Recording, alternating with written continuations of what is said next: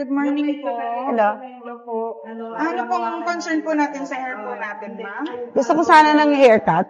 At saka, hindi ko alam kung ano yung color ko sa buhok ko eh. Kung highlights lang, o ano. Po, ang pinaka-length po, ma'am, mga house short po ang gusto niyo. Ayan. Di ba? Yan po, no? Oo. Yung hindi siya lalapat, pero hindi naman masyadong mataas. Hindi po masyadong. Just above the shoulder din siya ng konti. Kasi yan po, makapal kasi siya. Oo nga, kaya nga sa akin dapat may konting layer kasi kundi ganun lang yung hair ko. Opo. Right?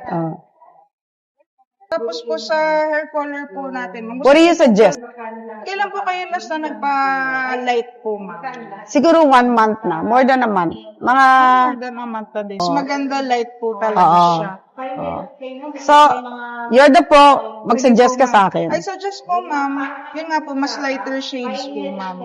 Tapos, To have a haircut? ayun po, ma'am. Kamusta po, ma'am Hana? Ma'am, how's the color po? I like the color. It's really No? nice. Okay naman it really po, no? suits me. Mhm. The age ko. Like the cat.